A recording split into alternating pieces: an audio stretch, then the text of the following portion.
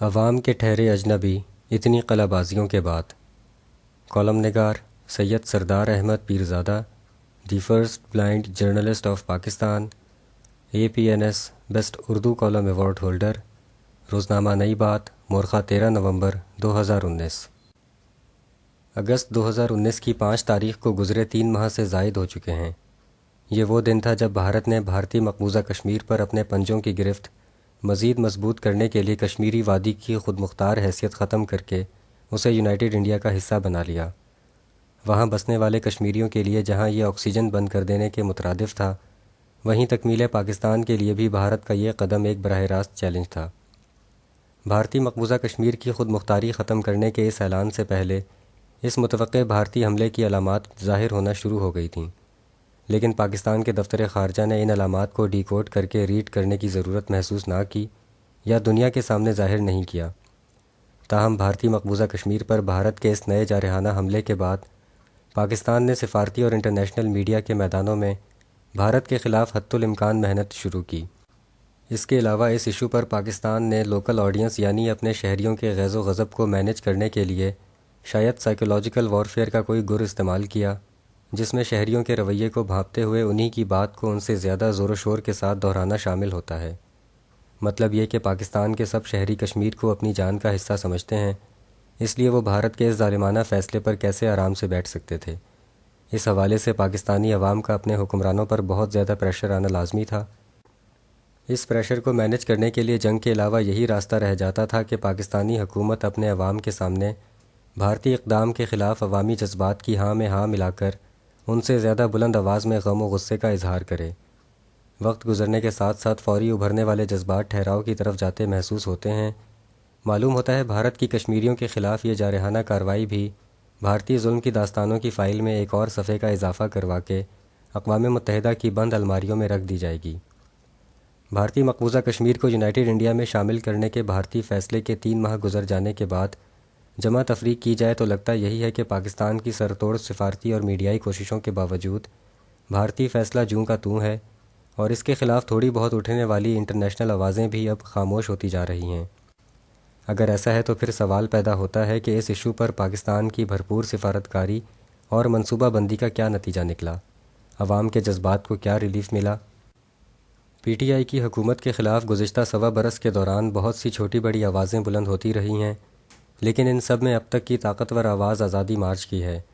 جب مولانا فضل الرحمان نے آزادی مارچ کی بات شروع کی تو اس وقت کئی سیاستدان اسے ازراہ مذاق زیر بحث لاتے، لیکن رفتہ رفتہ چنگاری زیادہ دہکنے لگی، اور جب مولانا فضل الرحمان نے آزادی مارچ کا پہیہ گھمانا شروع کیا تو نہ صرف اپوزیشن والے ان کی سواری بننے کو تیار ہو گئے، بلکہ PTI کے تخت میں بھی لرزہ محسوس ہونے لگا۔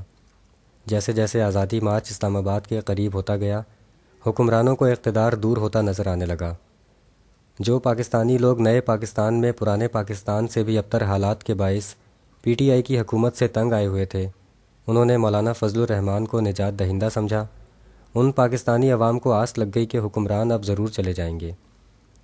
بے شک آزادی مارچ کا اسلام آباد میں افتتاحی جلسہ اتنا بھرپور تھا کہ اس سے ایسی امیدیں وابستہ کرنا غلط نہ تھا، لیکن آزادی مارچ کے آغاز سے اب تک 17 دن بیت جانے کے بعد محسوس ہوتا ہے کہ آزادی مارچ کا غبارہ اپنے زیادہ سے زیادہ پھیلاؤ تک پہنچ کر سکڑنا شروع ہو گیا ہے۔ بالکل ایسے ہی جیسے سائیکولوجیکل وارفیئر پروپیگنڈا کی تھیوری میں بتایا جاتا ہے کہ افواہ پہلے پہل بڑی تیزی سے پھیلتی ہے، پھر افواہ کا پھیلاؤ جتنا بڑا ہوتا جائے گا اس کی طاقت کم ہوتی جائے گی، یوں افواہ کا زیادہ پھیلاؤ ہی اس کے خاتمے کا باعث بنتا ہے۔